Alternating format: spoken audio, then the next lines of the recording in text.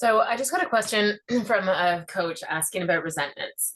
I have to answer this one a little longer. So tuck in, guys, if you're interested about why you can't clear the emotion of resentment from your clients. I'm going to tell you why.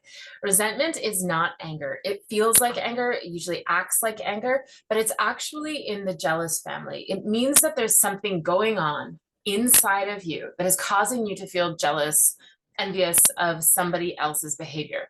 So think about the last time that you were resentful towards somebody. The feeling that you have is going to be easily followed by, oh, wouldn't it be nice if?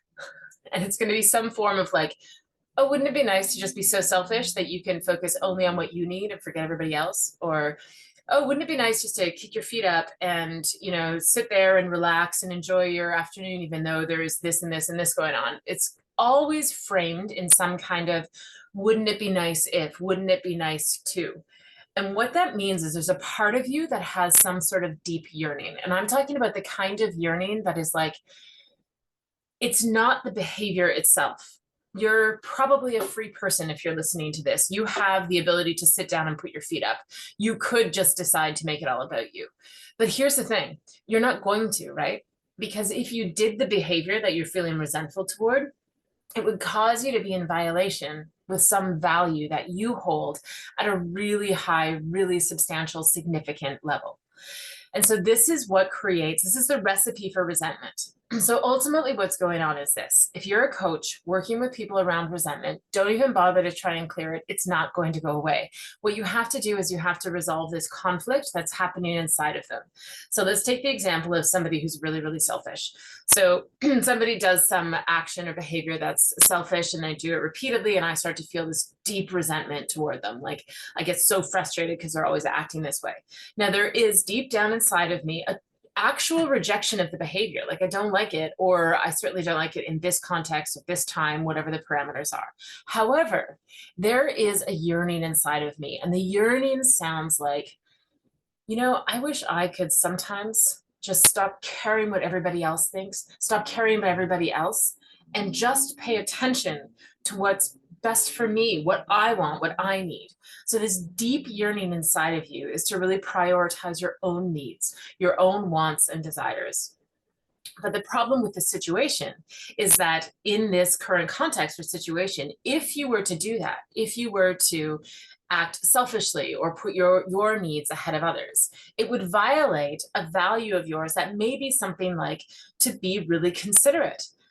More important to you is to be considerate, to be perceived as someone who cares about others, to be able to be generous, to be, whatever the value is. It could be any value that is in contrast with this idea of putting yourself first. And so you end up in this impossible situation where ultimately you can't do the behavior because it would be in violation of a value, which would actually cause you to be more unhappy than not doing the behavior. And it really is a stuck place to be.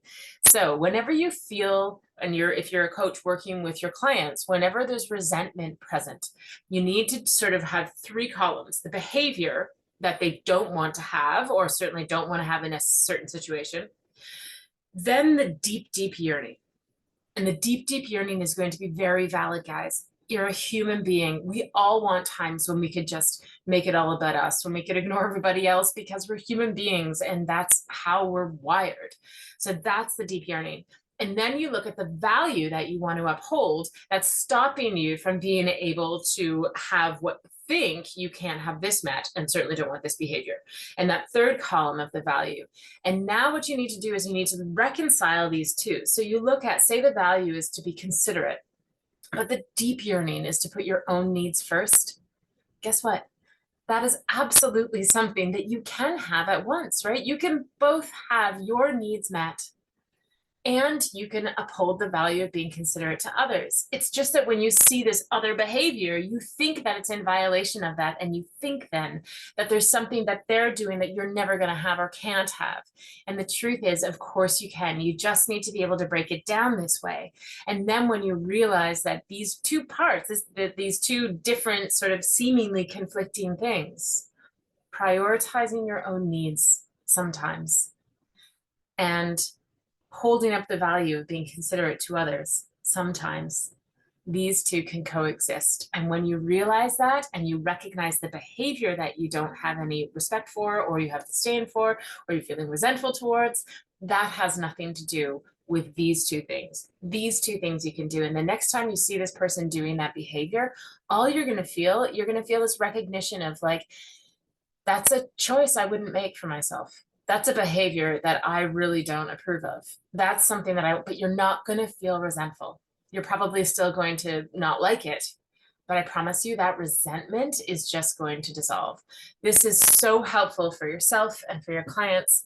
And I encourage you to talk to your clients, do it with yourself, and have this experience. It's so, so lightening. It's such a beautiful feeling to just lift off that resentment and resolve your own conflict.